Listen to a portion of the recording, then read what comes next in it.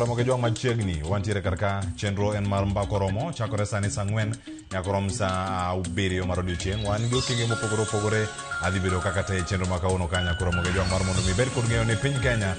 to dhi nade. Ma en chal mar Kenya, weche mag siasa, dongruok mag thieth, somo kod mago bende motenore kod ngima dhano wakelni karka e chenro ni mara mbaka oromo mi bed koda ka nyaka giko adhi bedo katai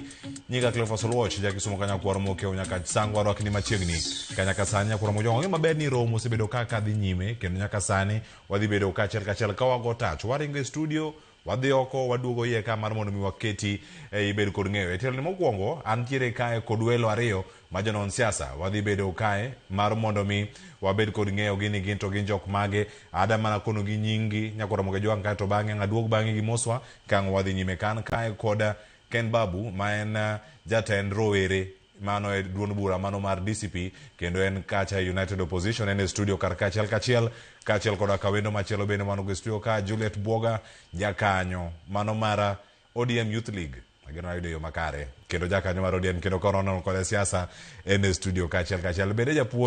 japuonjre wechego mag chike nyaka Ramogi jong gisani yena mondo adhi ane mbalariany ma Nairobi mano kama romo mano mara Africa Forward Summit ochakora yango duche makawuono mano kotela kod jatend piny Kenya William Ruto kod jatend piny France Emmanuel Macron chenro makamano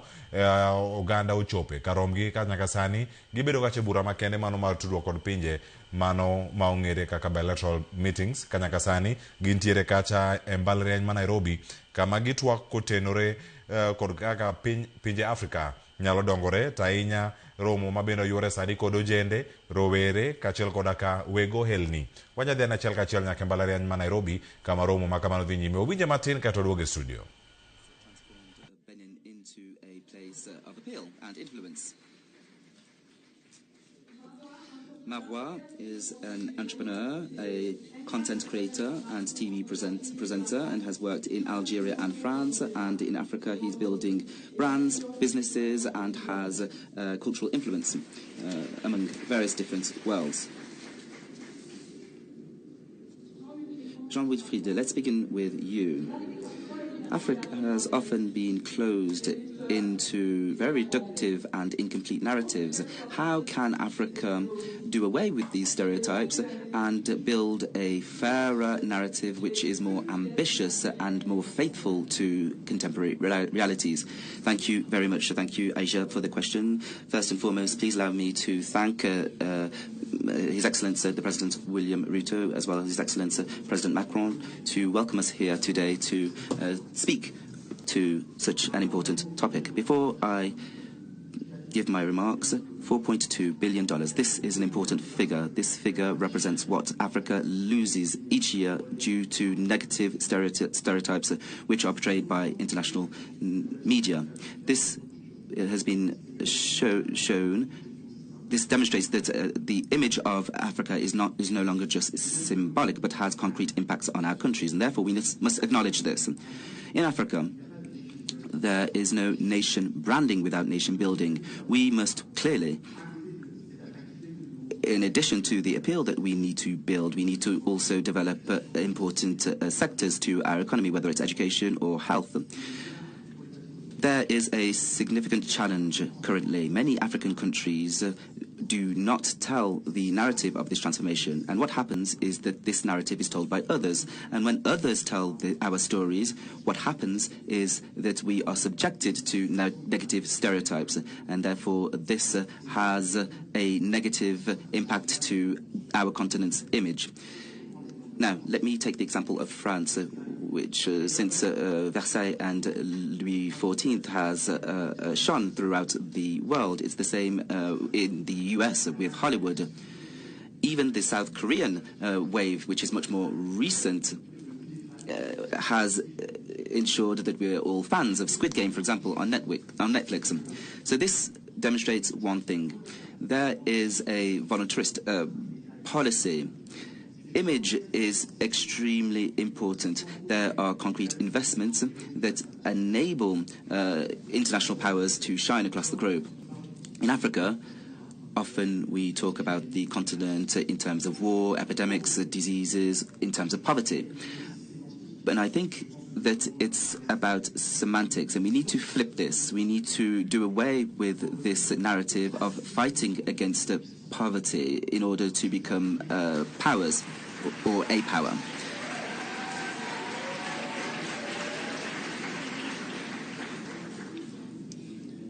I sincerely believe that African countries can be cultural powers, technological powers, economic powers, and this narrative has already begun. Africa is not just the continent of the future, but the continent of the present. Therefore, I would also like to share a personal experience. Benin, for a number of years,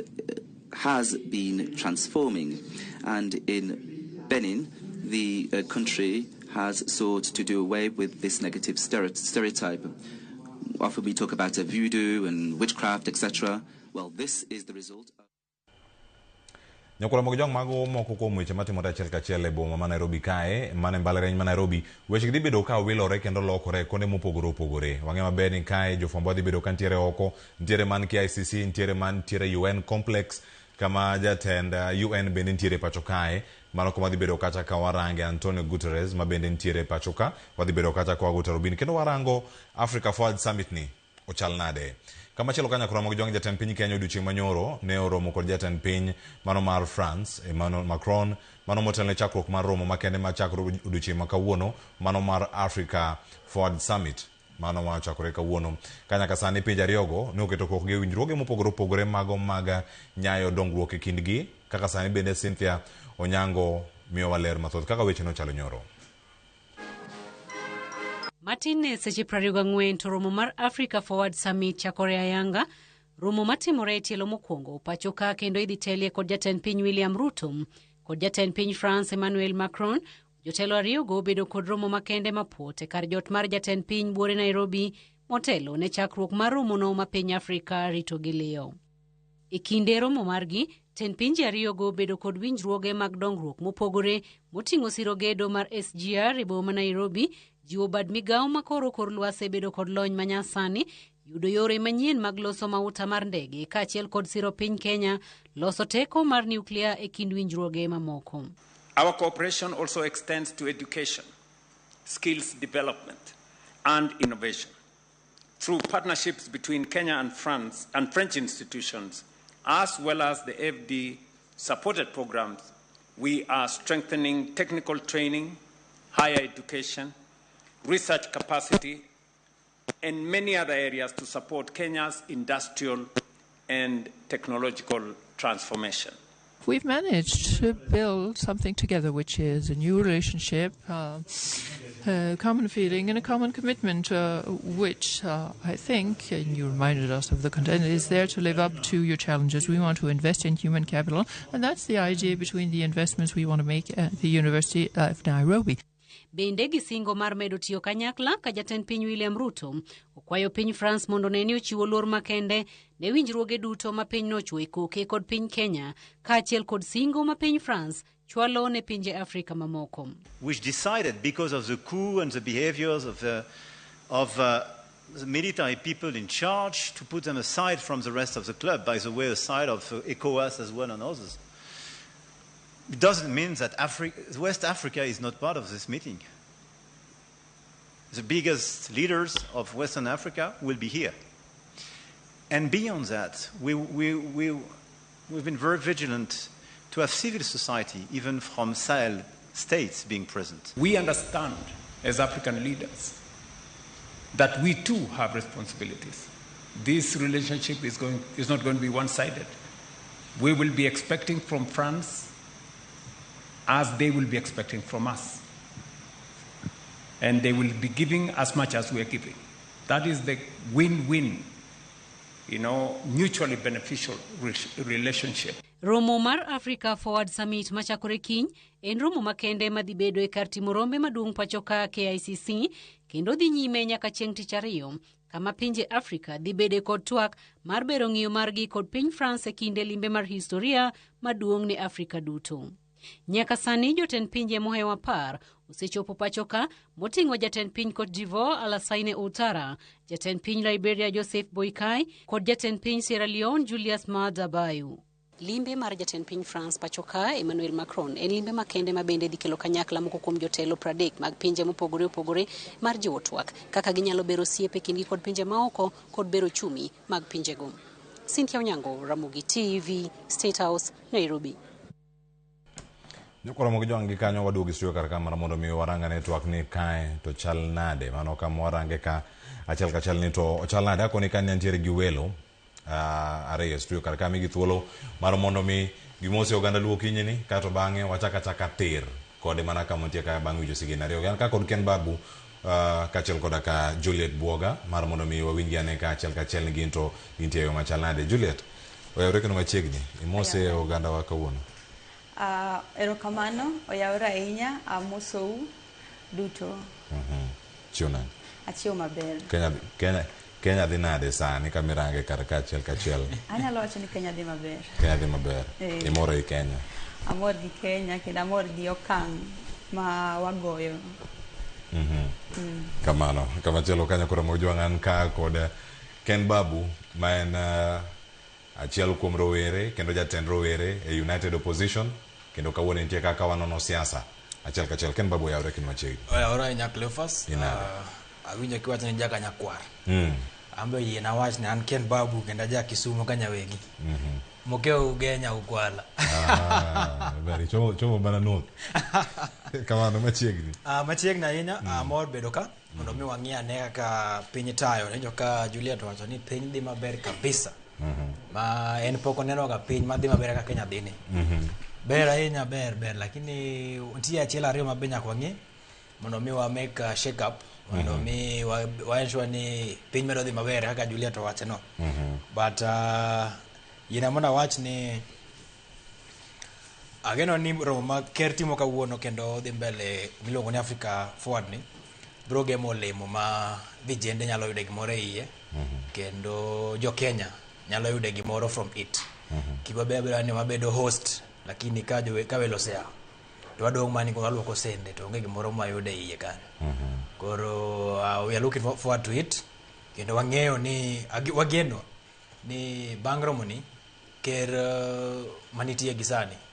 biro miyo wane feedback moro malong'o ma jopiny nyalo wacho ni romo nyanyo timi to gimoro nyo wuok e iye.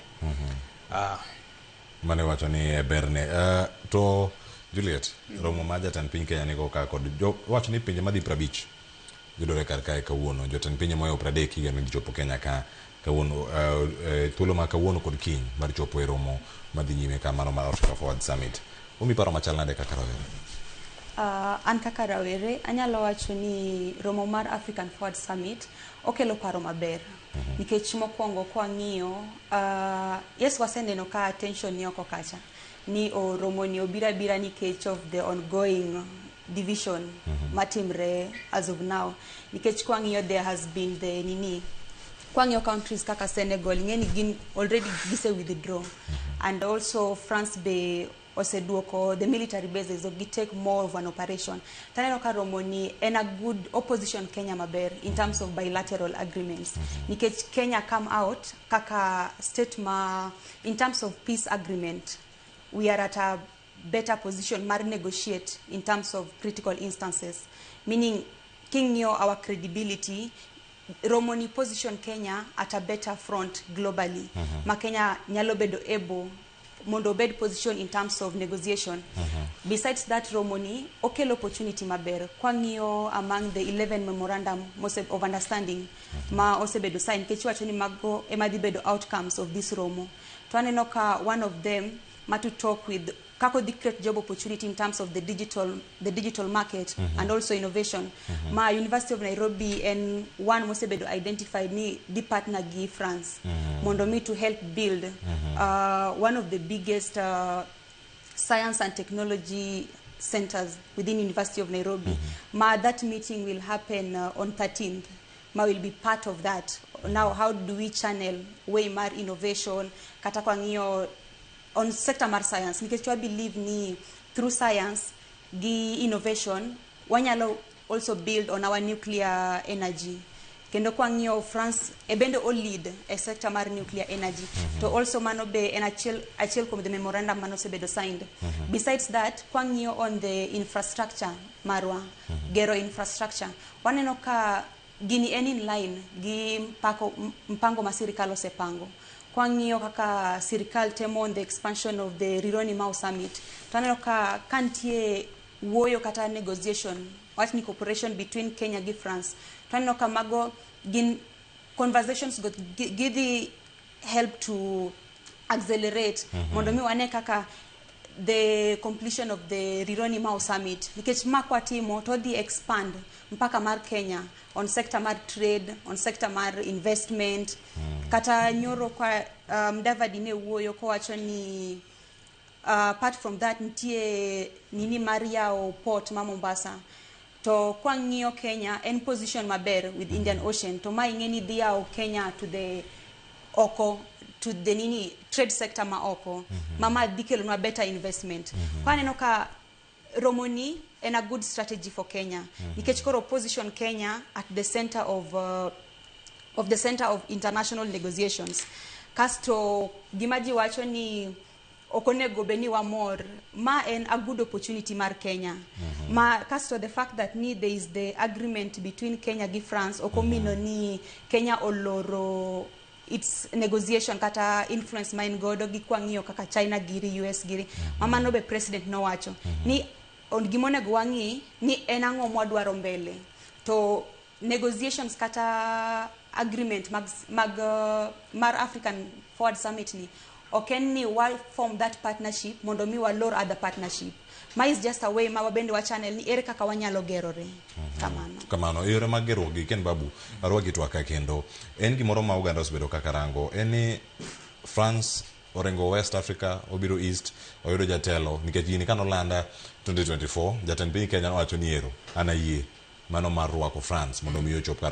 pacho kae. Ma en thuolo mokwongo mar romoni timore oko mar France. Iwacho ka ni ok obed Africa France Summit ojatime France. Iwacho ni nyaka sani thuolo mar ariyo bende ma Macron biro pacho kae. Omi paro machal nadi kit okang' mosego maketo Kenya bedo e okang' moro machielo ma piny 50 e pacho ka. En gimoro ma ikawo nani? Well, en gima ber kendo mana ka Juliet wacho oketo as a country oketo e map malo kacha. Ende gokinya ngiso ng'ato ni ker marwa masani Bwana Ruto ker ni oduongo kacha mo wanene piny ka. Iro ka piny ka iye ka wan kode gi lwenje mang'eny lakini kidhi oko kocha wacho ukete gi lweny okete gi lweny iye ka en gi lwenje mang'eny kecha iye ka ing'eno deal gi jok mong'eyo kaka operate lakini kodhi oko kacha en ng'at moro maduong' ma ji wuorora ni to manga machalo nadi mer. Koro kelo meeting ni kae mokwongo en a plus to ne wan kaka jo Kenya kendo ayie gi kako wacho ni oketo e map ko kacha kendo pinje koro ng'iewa mopogore kech mondo mi ibedo kata accreditation mar host jotend pinje Africa mabiro kasa niga engso ni in terms of security gibe gise scrutinize magido wa Kenya is a safe place maginyalo bire magitimro machalo kamae kendo mondo mi jotelo ka Macron biro kae nyiso ni gibe gise gain interest and gise gain trust ni Kenya nyalo but gima jo Kenya penjo kendo jing'iyo ni ang'o ma diponi nitie tok tent kendo ang'iyo ka giwuoyo about digital and blue economy and the sports and talent kuma kendo vijende ng'enya inye space no koro we don't have any issues okwan gi problem about the meeting but gima wadwa ni wang'i kendo wang'iyo matut kabisa any bank meeting to olemo gik mobiro discussed ka be bro chopo na jo piny kachido ka overtime meeting ay lagi timore kendo ji wacho gik mabeyo otese ikete kogno kendo blueprint wuok malong'o lakini kochopo ni koro implementation mondo mi koro kete team gik ma ji nowacho ka tidwa koro kanyo bedo gi yiengni mang'eny koro gima wang'iyo ni ker ko gi kubaliana in this issue mar digital and blue economy establishment and then of course advancing sports and talent identification and strengthening kanyo kuma vijende mang'eny nitie kendo ka ker chunka tiende mag implementing morala no to gidhi dili gima luongo ni youth batch kendo ka obedo addressed in a better way tibido ka koro kendo vijende ok bigo ko mang'eny ahinya lakini kopo ni gigo timi to pesa wuok to odhi donjo shughuli mopogore gima ng'eyo ni mana ka Juliet winjo ka omiye breakdown malong'o no the same way e wadwa ni seche ma bang certain period ma jo winjorecha mar implementation waduog kode ka mondo mi wa stock ni kane mitenjo timore to magi mono bedo sign to magi mosetimi mondo mi ambe kaduoka ta chiu stock ni magi mano wachi to pok waneno gimoro to ma otim moko bendo kotim koro mane ne koro mogi jong weche gi thoth ahinya mantiere kar kasani adwa mono mi walok tanga nikech wach no pod ang' wabiro ka gi twak mong'ith e saa 5 nyaka saa 6 ka warango mana weche gi mag limbe mag jotelo gi duto e piny Kenya. Wadane wadhi ane e county mano ma Siaya alwora ma Bondo nyakora Mogejwang odiochieng' manyoro ringre ne wantie ka kod sigana machielo mano kupogore gi mano ma Bondo mano mantie kanyo sigana no manyoro iwacho ni nitiere ringre ma bende obedo kacha ka ipenjo kendo kirango ni to kae noyudgi e yo machal nade gikone to ringre mano mag ji ariyo kuomgi bende kuom ji adek mago mane lo osienyore kuomgi e kar kunyo mula mano mayudore e alwora ma Sakwa mana alwora ma Ogago e kar chung' od bura mano ma Bondo ne oyudi odiochieng' mar ariyo mar menyo mano manotimore odiochieng' manyoro. Steve Biko nolosonwa sigana motelo ne mai ma bende sano dane mondo mwawinje sigana ma kamano kae to bang'e waduog wawinja ne gima Steve Biko leronwa achiel kachiel e yor simu to sani wadane mondo mwawinja ne sigana ni. Bang' tayo chenro mar manyo ringre ji adek manyocha losienyo e kar konyo mula ma Ogago gikone to jopiny matayo chenro mar manyo ringrego noyudo ringre achiel otieno manyoro kendo obila nochwale kar kano ringre ma Bondo. Okinyi ma kawuono jopinygo nomondo kendo goyo tach kae mar dhi nyime gi manyo ringre mamoko ariyo. Jomanye buro dio nyoro nye gin ji adek gi samwa losogo ni osegol ji ariyo ng'at achiel nyogol nyoro saa 4 otieno no tere muchari ma Bondo wachak wagolo ng'ato machielo sani pod nitiere ka sama wantiere ni koro wadwaro yudo kaka wanyalo golo ng'at modong' e bur apano wabaro yien ka sani mar mondo mi oten go bur mondo wayud kaka wabende wagole oko mondo tere e muchari wachiegni golo ng'at mwili modong' to kata kamano nikech koro condition mar bur omiyo buro chako sienyre kendo but pod watemo yawuoyni e bur katemo kabisa. Alure kod Joja Yomo jal mochung' ne chenro mar manyo ringrego sienyruok mar lono en achiel kuom midhiero magikale e bolo nimar gionge kod jolony ka koro gitang' ne ngimagi. Material mwatiyogo kwa menyo gin material mwa kota we iyudo ka kata sani masin pod moro wabaro yien mwakwayo kuom ji to kidhi piny iyudo ka lowo pod ridre tende ni pod kok watiyo maber to masira moko nyalo neno. E kindeno moko kuom familia mane osegol jogegi noywago lal magiyudo nimar yawuotigigo ema ne giketo geno kuomgi. Kecho jandwani en manyocha wang'iye kendo manyocha wan gi geno kuome nobiro konyowa kaka koro wan minene maonge nyalo kata teko. Koro gisani to gima wadwaro maduong' ni sirikal mondo amalo odonjre e wechegi. To akwayo mana ni kaber to sirikal onego onyis jo community kata kwatiyonwa manyo kaka wakonyre to ngima onego wang'i mondo mi kik wadonj kamoro ni wamenyo tidonjo kama samoro ngima ni kore malal. Kwayo margi ne piny owacho kod josilwedo mamoko en yor yudo kaka gibiro kowo jogegi kod chulo bil mar mochari. Koro hawa kwaya jo county ka uyie to konywa uru kes bil mar mochari nika sanduku mibiro kowo go nika to lwedo ni nono nyithindo gionge jonyuolgi lwedo ni nono. Akwayo sirikal ma county government mondo konywaye nikech wan kod rem, wan gi rem e wach yiko, wan gi rem e wach kaka pod nyithindo gi nitie ka nikech nyithindo ariyo osegol achiel pod nie bur. Yo minyalo gole go bende pod onge nikech kidhi gole to bur sienyre. Wayudo pesa nyoro to nyotiyo ng'enyne wach mar tinga manyo konyowa e golo bodi ogolo bur pi lo manyo nie bur. Koro wayudo ka wan kod rem mar pesa to pod wadwaro ni mondo wagol jogi mondo at least ndalo koro adek gi koro dhi mang'eny. E kinde ma chenro mar manyo ringre ji adek magin moko kuom jokuny mula manyocha losienyorego e kar kunyo mula ma Ogago e sub county ma Bondo dhi nyime, moko kuom familia moseyud ringre jogegi koro kwayo kony mar mondo mi sirkal osergi e bil mar mochari kaachiel kod ting' mar timo ik. Steve Biko, Ramogi TV, Siaya.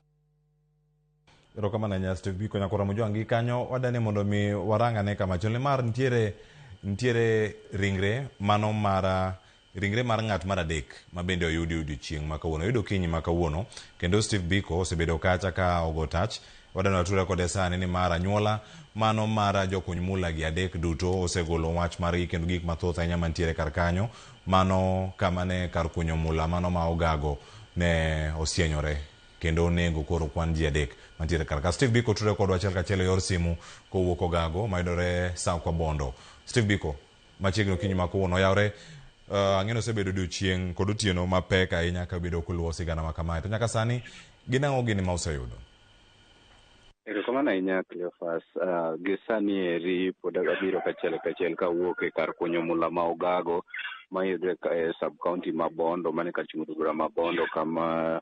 ndalo ariyo mokalo nyocha jokuny mula adek manoyudo ni e chenro mar kunyo mula kuom hawi marach lo nyocha osenyore kuomgi kendo oweyo ka giwito ngimagi ka en masira ero manotimore bang' ka jokuny mula ariyo mane bende odonjo kanyo mokwongo ne lo osienyore kuomgi kar sa odiochieng' mano lak sa abiriyo ka noromo sa 9 mar okinyi mano ma odiochieng' rugo okinyi ne jakuny mula machielo manodhi mondo mi odhi ores ji ariyo gi bende kuom hawi marach nyocha lo osienyore kuome kendo en bende kanyo manyo wito ngimane. Koro kuom ndalo ariyo mokalo Cleophas chenro osebedo kadhi nyime mar manyo ringre adek goeko ka odiochieng' manyocha oyud ringre achiel to kanyoromo odiochieng' manyoro ka lak sa 6 noyud ringre mar ariyo ka ringre manyoyud nyoro no ero ne en achiel kuom owete ariyo magin nyithi kich mawuok e familia achiel manyocha bende lo osienyore kanyo. Koro kanyoro godhiambo manyoro ka piny dhi ang'ich welo ema ne oyude ringre mar adek mar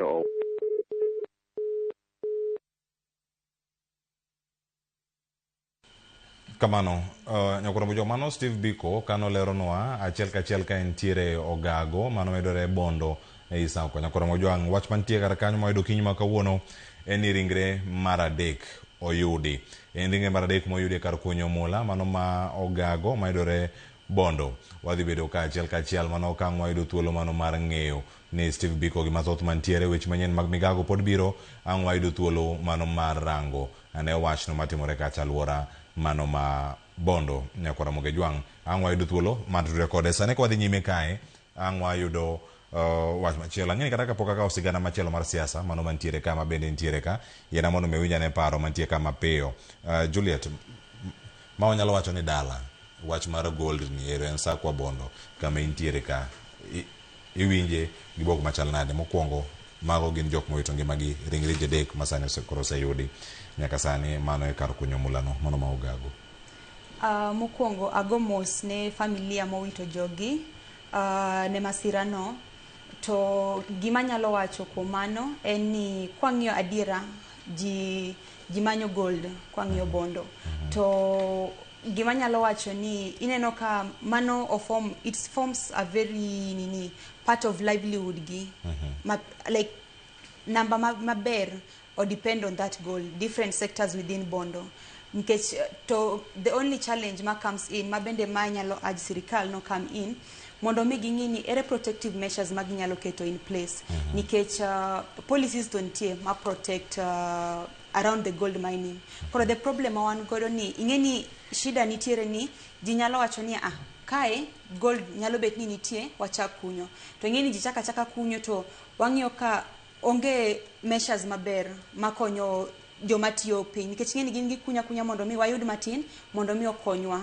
to by the time magitimo kanyo ing'eni there is no proper assessment of kama gikunyo no koro miyudo ni nadi mang'eny buro onimo kuom jomoko nikech ma ok en kes mokwongo mar nini wasewinjo mabimbo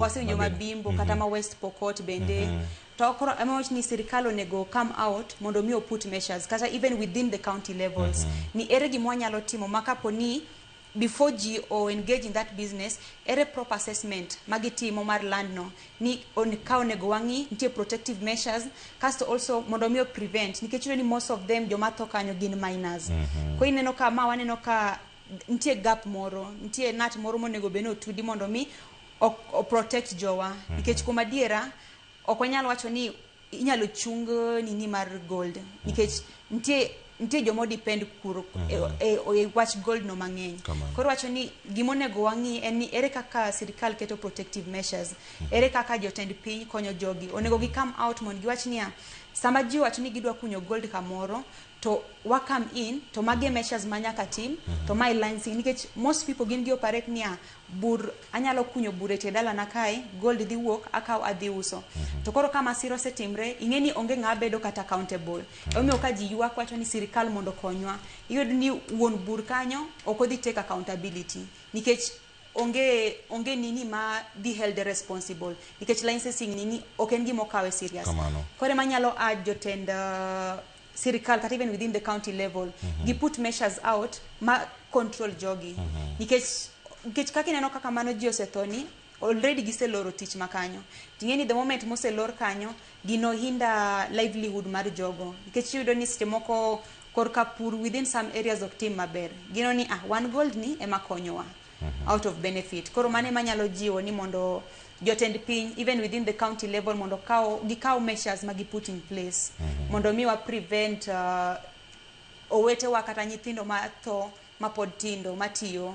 kamanyo kaka ginyalo dak. Erokamano ahinya. Ken Babu nene machalna nikech ma en wacho ni en wach ma owe lwet sirkal mamalo to county ema gigi bende timre sirkal mamalo konyo masira makama kotimre watimo nonro kendo wamedo mana luwo ngima rosedhi ok ni duo kendo. Cleophas wawach ni pole ne familia adekgo but yena munda wach ni county governments nobedo devolved mondo miongi livelihoods and operations make jo piny kuma gintie kacha to county government masia be nigi department mar mining and economy mining and blue economy kendo gin gi ministry no as at the county level so okocho nyako duog nyaka malo koni mondo mi regulations and licensing and proper measures oketi inyalo time at the county level kanyo kech waseneno masira igatimore counties mopogore to county governments onego bed ni seche ma these governors timo meetings gi make council of governors gikawe discussions gi giket kacha mondo migi nega ginyalo protect their own people kech king'iyo mnako wacho kichako chunguza story makata majo kwa koro nindogi ibodo ka issues make clearance ogini clear okin direct ni jogi nodo clearance no gido permit ne gido licensing kata ne gido training mar mondo migi endelea gi kunyo gold ni kandi bodo ka there is a lot of poor guidelines and regulations koluwore gi wach mar kunyo ma jitimoni mana ko wacho ibiro ka ngato chiwa chako kindo wacho ni anto gino muoma lakini an gilo wadhi akuny gold kae koro en gimono bed ni nitie proper outlook nitie proper structure from the county government and national government and jok makunyo gold mana ka kitimo ne jon nyang gi jo matimo training moro nego migi mondo migi yud gi safety measures yud guidelines kaka ginyalo timo gigi and then of course ngezi temo nyalo kunyo gold tikiani to what level medhi mondo make yud gold no koro seche moko be machines onego be ni gi put in machines manyalo detect ni gold ni what distance kai molo the other time kunyo gold giwelelo ma ikunya ma with the hope ni adiro mo gold somewhere around the process koro I think the government has a responsibility both at the national level and at the county level so that gibed gi proper guideline measures and that jok mabedo engaged in this gold mining process be obed cleared mondo gibed on record gibed license ni mage jok matimo ohala ni neno mna kaka kingio ohala mar makorech mar donam ido ka jo fisheries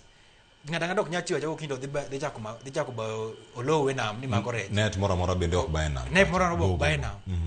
nitie structure nitie guidance kaka what is need gima dwaro itimo kacha gimo yiene donjo kacha gi level mono be ni dhiye be nyaka nam kech ok nyal de mako na rech kumora morena alafu be gi rech mono be ni mako di gima go matindo be nyalo mach that thing should be put in on a okete system area mar gold mining ni mondo mi o protect vijende kejido ka joma ngeny madhi e gold mining en vijende ido ka ngato tieko form 4 temo manyo livelihood kama donje gold kech gini koko ngiye maber to wadhi nego ji mang'eny. Kamano. Yeah. En wach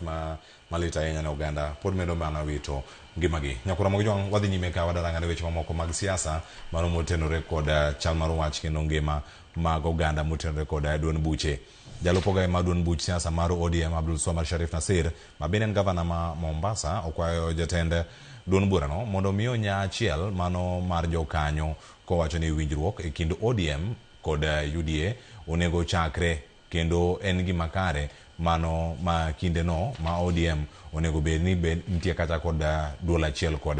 UDA. Koloso e kaunti ma Mombasa e kinde romo mano mar chiwo omenda mano mar chiwo mar somo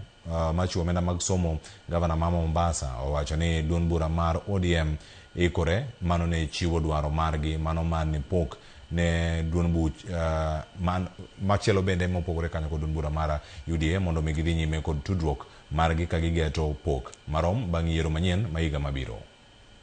Ati sijui mimi natoka mji gani, mimi natoka sijui wapi. Sisi tuliambiwa hatuna shares zetu ni kidogo watu wa pwani, lakini we want to prove to them that we have votes. Sisi tuko na numbers. We are not talking about shares, we are talking about our strength, about our numbers, about our votes, about our loyalty. Hiyo ndio tutazungumzia sisi. We will negotiate at par na tuwe sambamba katika negotiation, kwa sababu pwani ya sasa sio pwani ya zamani. Viongozi wa pwani wa sasa sio viongozi wa zamani. Sisi tumeshikana makabila yote.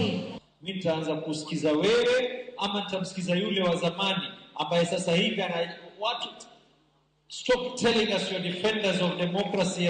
and the constitution when it only suits you, and when it suits others we're now being called that we are betrayers.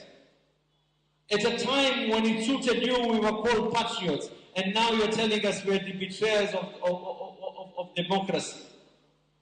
ODM will never go back again to the streets. Tutaingia katika serikali, mambo ni mawili, we form government or be part of government. Weche mag ODM podi jod bura masuna West Peter Masara wacho ni tung ni mosenenre duond bura mar ODM oken gino malich ka wacho kata ni mago nyaka timre kamora mora ma jatend duond bura no mane ochake bedo kacha kaonge. Masara wacho ni duond bura mar ODM dhi medo bedo mana mautegno kendo maonge kod tungni e Bwoga margi manyien Dr. Bwoga. Transition is not easy. Raila was not just a party leader. Raila was an institution. It was an international institution. Nobody can fit into his shoe. I can tell you for free. I want to applaud the chair, the current chair, Gladys Wanga, and the party leader we have, Dr. Bwoga, and the leadership. They have tried their level best. Everybody wants to be a leader. So people are jolting for space.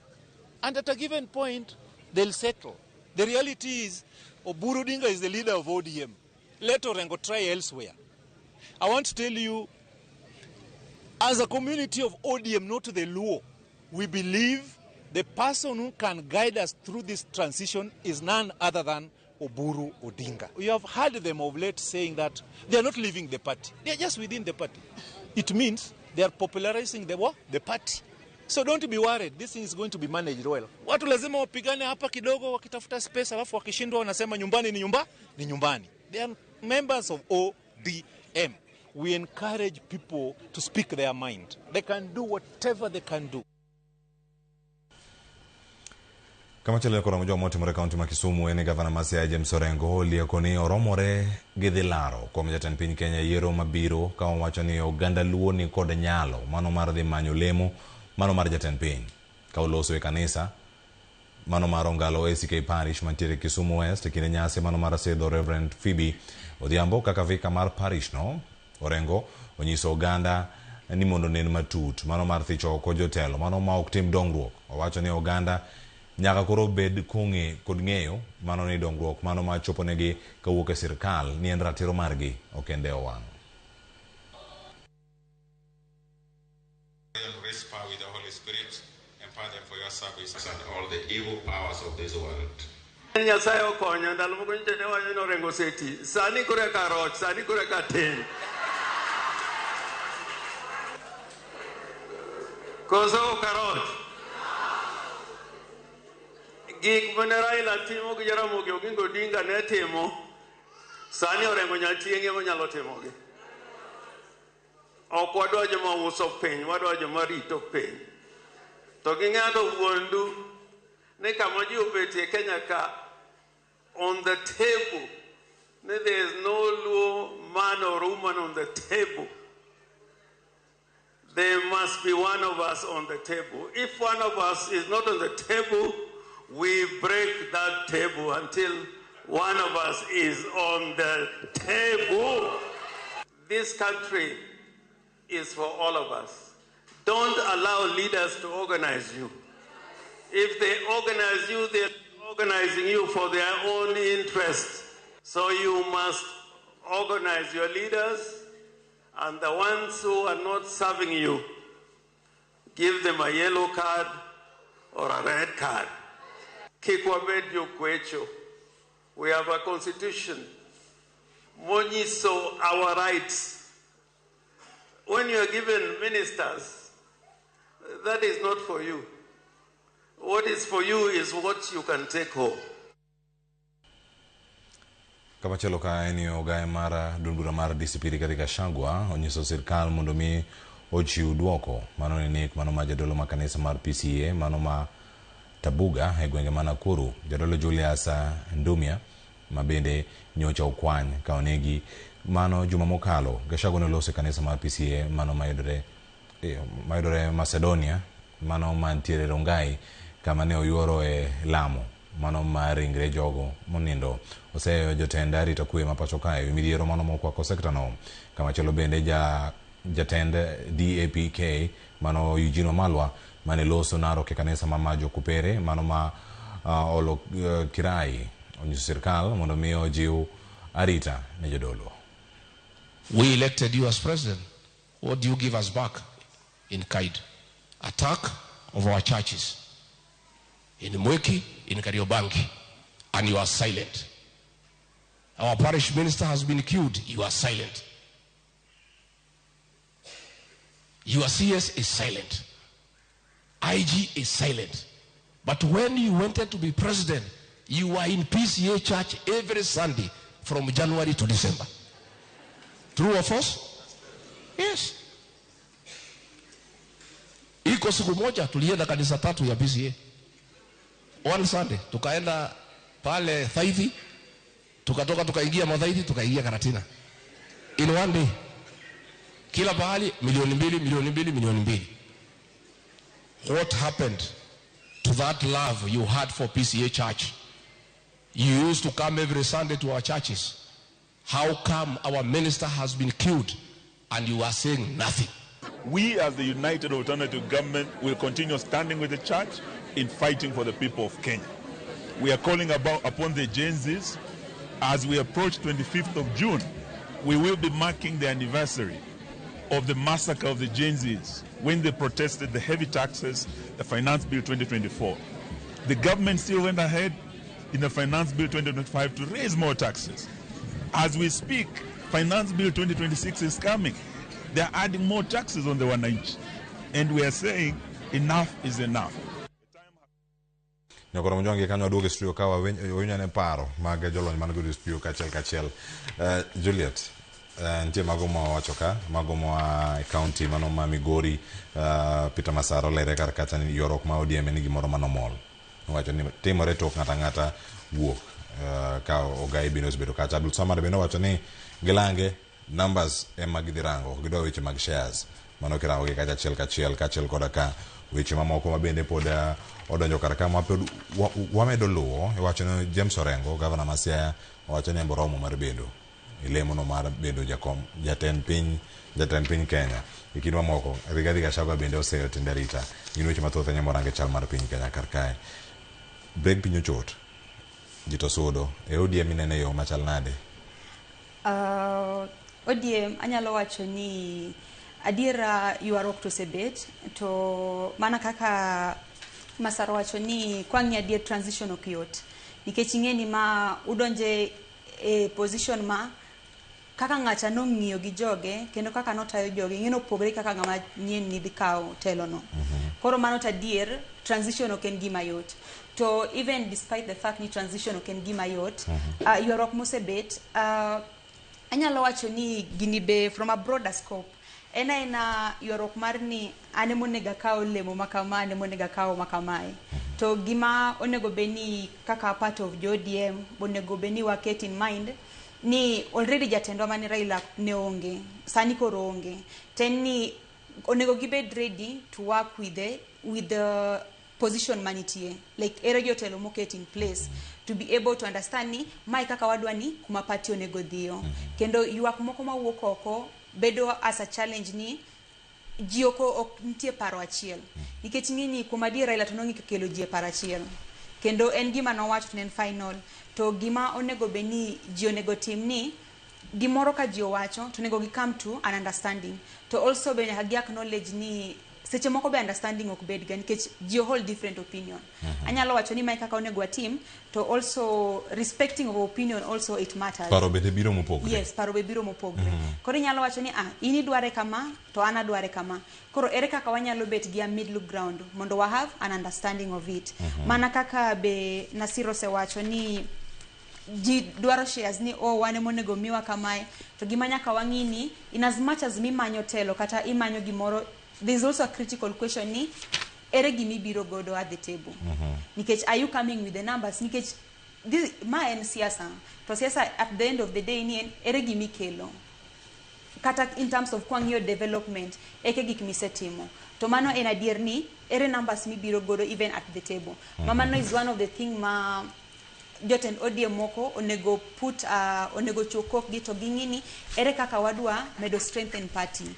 mondo mi giwuog out of wrangles to gingini ere kaka koro wadwa gero party marwa nikech ODM wasengio ODM nosebedo party motegno e tiend jatendwa manosenindo Raila koro onego gingini ere kaka wamedo gero party mondo mi obed motegno ere kaka wa pull in the numbers omane monego bed like ni the bone of contention ok ni anadwaro shares makamae anonego beni miyowa makamae mano konego beni e gima wang'iyo sani yeah to koro kodogo gima orengo James Orengo mano governor mara Masia wacho kuma diera nyalo wacho ni Orengo kwa ng'ie yes in terms of the intellectual space is someone ma with I respect gik mosetimo kanya mie luor on the space on the legal aspect to kwa ng'ie adier Orengo ogerore etie Raila the political history of Raila kanye kumosegerore to kwa ng'ie wach biro mar bedo ker iwacho ni gino ken gimoro amora mi chiewa kawuono tiwacho ni abende kora romo di bedo ker nikech coming at the political nikech by the time wacho no biro bedo ker ingeni there are things ma we evaluate iwacho ni in terms of national development ango giri misetimo mwanyalo pinpoint ni kuma dier ngani osekonyo ngani osekelonwa 1 2 3 kata kwa we mano kwa ng'io in terms of like how have you popularized yourself and magi be biro in terms of development tanyalo wacho adier ni in terms of development kata kwa dok siaya there is no much mwaseneno yes okwanyal ni even sector mar health osekonyo expand it but still there is a gap until loophole must still exist siaya mamano kata kakoro obiro no position himself to dogo wacho ni gernu asiaya mokuongo mondo mi kata kwa wacho ni governor nwani to setiyo nikech waneno ka osetap on opportunities mandirni osekelnwa ka osetap on these opportunities waneno ka osiptande igero ma yes it's true nti hospital moro mano launch but wacho ni on the term mosebete sirikal mano konego beni obedni mane gimoro achiel kende mwanyalo pinpoint to yeah there should be more osebedo senator from senator to transition into being a governor there should be more mwanyalo pinpoint ni kuma dier osetimo mathoth to mano podi kasto kwa doge story mar Gachagua anyalo wacho ni Gachagua tena ngama ili gimoro mawakia mar Gachagua ni kore chake mana kiniere cho Gachagua ingeni en gimogero is just his political relevancy mondo mi elni ere kaka bedo relevant with this the daily slogan of being a truthful man okay relevant inkirani is like he's just building ogero mana on his relevancy at the end of the day because kuma dier kwa ng'iyo gik motimo gi kata gik mowacho ni koro wacho ni all held government accountable by the time anintie sirikal ang'o manotimo sani wacho ni all held government accountable nikech wacho ni o sirikal onego come out mondo o justify to motimrego to wacho ni first of all we still pod waonge the facts of the killing of bishop of reverend mano negno koro wacho ni also as a national leader ukinyal just come out sichak put blames on a leader wacho ni ng'anie monego ng'anie motimango and you still ionge give the accurate facts because by the time you come out provide us with fact wachni sawa gino timre kama no oro jogi mobiro monege as a national leader ingeni mano kori kelo tension mar conflict kind jopiny gi kara jotendgi yes kamano Ken Babu kamintie kar kanyo wach mag siasa bende kamina kachiel dirange nadi ageni kanyo ka ngimule ngwech mondo ang sigana machielo dugi ka wach mogik aneno ka ODM gi UDA pod nitie gi tugni to mana ka jakomra la mulo dinga no wacho kapok no nindo ni onge ng'ama no wacho ni ODM bro support UDA for 2027 majuma ni watiki jogi sani kwa pod wang'iewo ka chal mar pinyen tada na wach ka ni kaka ng'at mosetio gi jakomra la mulo dinga azimio debed ni nitie nyaka sani okapar kano dhi support bwanani for a second term but na wach ni kiwinjo ka Mishi Mboko gi Abdul Samad wacho wach mar ni numbers ni gide negotiate gi numbers gi no gido wach mar shares there's no difference between wacho ni wadhi negotiate gi wadhi dwaro shares kod wacho ni wadhi negotiate gi numbers maro kidhi mes rojo ni wan gi ji 200 kura dwaro gi marom kama dong man dwaro mana share ma ji 200 kura ngome wach ni ati wano kwa dwaro wach mar shares wana dwaro wach wadwa dhi gi numbers mesa numbers magbiro e mesa gibiro e mesa mondo migi gi moro manyalo equate to that numbers koro there is no difference onge tiende gi wach ni Gachagua wacho numbers to gin Gachagua wacho shares to gin wacho numbers then king'iyo but politics and about interest gi how resources can be shared anyway kadhia bedo president ini kaka Cleophas wacho ni omera kata okiwacho lakini gi pachi wacho ni Ken Jaluo to Ken en ker ono beno ayudo gimoro maduong' mohingo jok mamoko ka koro ino ga dhiga Gachagua to en owacho yako onego bed wacho ni omera wan gi telo bwana wambo no wayud gima lion share koro ni ODM king'io kaka 27 dhi mbele to ODM gi UDA engage ani mana penjo joluo deputy president seat imiyo jo ODM kosimiyo joluo mano gima nyaka Gladys Wanga gini ket weler ka wadhi e run up mar 27 mondo mi tungno bedo mang'eny deputy president komni idwa mi ODM as a party ket kimi ODM as a party to kata mana jo gin jo ODM kosidwa mi Luo Nyanza the seat koro mano wach ma kada na wach mang'eny but ODM mate ko ng'eny manie sa e chama kaka Juliet yin biro keto weler to wach mar Nyatieng injo ko rengo wach maber ni gik mane jakom timo onyatimo sani ene modong ene monya timo gigo tadier mana adier mantie jakom mane nyalo ng'isi dano mera wadhi urendara bwana jogi walo siem na ng'ate ODM san manyalo wacho ni meka na luongo demonstration kata mana kondele kende wekata country wekata Nairobi kata kondele en ang'o warangi mane demonstration wangi in that aspect na manyalo wacho ni wadwa los gi sirkal wangi in that aspect kech ODM was made out of protests movements that is the language that is the language masirikal most governments mijo ma language gi wacho ni wacho ni inyalo mana wuo gi sirikal ma is willing to listen to the voices of the people sani orengo Nyatingi ni winjo wach ma jopiny to sirikal ni ok dwa winjo wach ma jopiny wacho ni omera wach thieth ni inyowa wach education ni inyowa wach employment ni injo vijende to sirikal wacho ni vijende go bed mos wabro pango to vijende wacho ni kwaonge mesa to kana koro ji ok chiem mane gimo rengo wacho koro sani kuma gikeni Nyatieng nyalo dhi ade to badi gimo na wachi wajo luo mantie opposition gi mantie sirikal kikwagore uru one situation marach ma jakom nyowe wa kumarach sani kila ng'ato manyo mana koro komindo nyalo bedo maber wane ibungu kiba kidie bungu tito ineno gima wuok an ka ntie team mar opposition kon kikugo alwen jo Kisumo yiena I engage gi jogi kech kiny kama ko gimora aliere gimoro agero kany okayal dhi gedo Mount Kenya adwoko mana Kisumo kacha kaedo ole moro matin ama ma vijana mo Kisumo kacha mera bi umaka wacham gin lakini agikata gi lweny yeda gi lweny magata kora okanyal bede gini okaywe koro gima danga joluo mantie e gini jok mantie broadbased diura dia kudio no kiny kuma do mwanda to wambe jok manyakogi ugwelo wayudo lewo moro to wambe jok mantie koni umiyo nafas wadi gini ka wacho na gemo Gachagua Kisumu yiena ura gemi uwinji gimo wacho kiny kango segolo no lewo moro mako tadwoko mana dala kamano adona tie kacho ni Gachagua ne wacho ni siem police team investigation itieke gi wach mogik mondo mi wang'e ni to ja bishop ni nyotho e yo mane kich adier manitie ni kochopo kuma koro nyaka jotend kanisa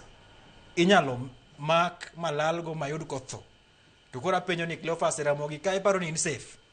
mane swali mwa penjo koro sirikal must come out mondo mi otim thorough investigation mondo mi wine black and white ni jaduong ni to nyotim ang'o en wach man manyo wach ma gine bishop mar PCA NPCA go so SK mancho some mancho timo liel mar wuon nyikalcha bino ka bishop nyoya ne joka muma makori some jo politician ng'e mana piny inyobe koro onego bedni the church is getting protection from the government just as any other Kenyan koro mana diema nitie nyaka kel wach maler katieko adona wach ni siasa tusechakore lakini wan jodhot kikwagore jok manitie pande cha gidhira ka gidirono jok mani koni wadhira kwa dhironi kini kang piny osekwe ma buro sedok piny to bedo piny to wacho ni wadhi e lweny uwuok gang'o untu uwuok gang'o tera kwa nyalo keto moro achiel mondo mi wager thuro sani wadong nyithi kiye mogik adwana wach in gi mogik ade adwana wach ne osiep na Walter Nyambaga atim ne mos nyo lalo dan mare to en gima tek kabisa wabiro chung kode aka vijende mosebedo ko wuotho go Nairobi ka wanosemako luto yore mang'eny adwana wach ni nyoro ne Mother's Day I wish happy Mother's Day to my mom oneno chenro ni to joka nyawegi bende no chenro ni kesingen sama bedo ka kanyawegi Republic ni ka to gimor erokamano nyaka jo-Ugenya ne nigi joka ni jo-Ugenya okane anena erokamano nyaminu moro be ne ka ang'e ka bang studio mana ka wan ka oriti Juliet wach mari mogik debed mane ka an wach mara mogik ema anyalo wacho to ma awacho ne jowa anyalo wacho ni okang' ma wantiere ni onego wang'i ni en ang'o mwadwaro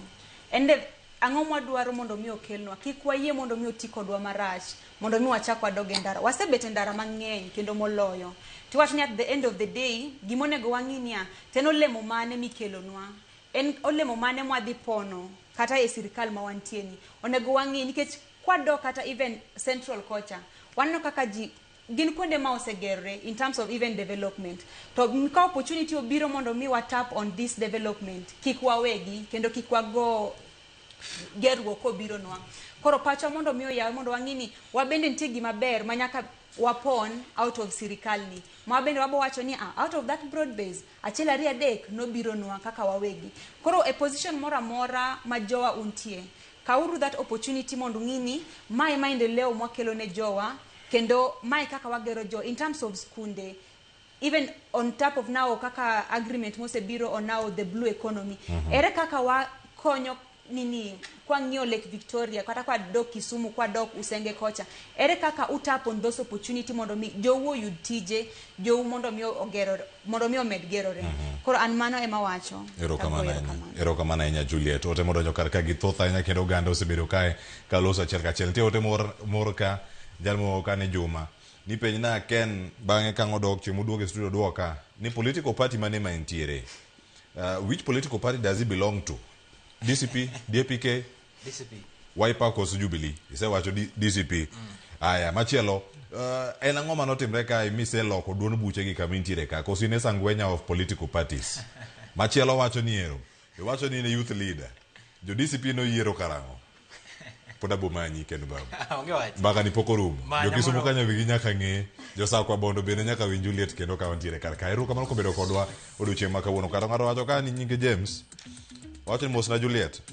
ahinya e chenro kinyi ma kawuono kanyo amor koda kona ni lopo duong' ka julu kocha mos na giwelo duto mane studio kar ka kani ipogo lo ka julu nyinga Cleophas Olot ne Kisumu kanyo kwar moke nyaka sanga doko ka gi Twak ne kora mo jo ko penjo ka ni Africa Forward Summit jomoko luonge ni Africa France Summit madhi mbele kawuono Nairobi kae osechopo kama chal nade antiere kae kod Gordon Kachola kachiel koda ka Wycliffe Nyafwanga jalonye weche tudruok mago mara rango tudruok mag pinje maoko ni to gi chal nade aduoko ri bang'yo ma kaosani kik idhi mabor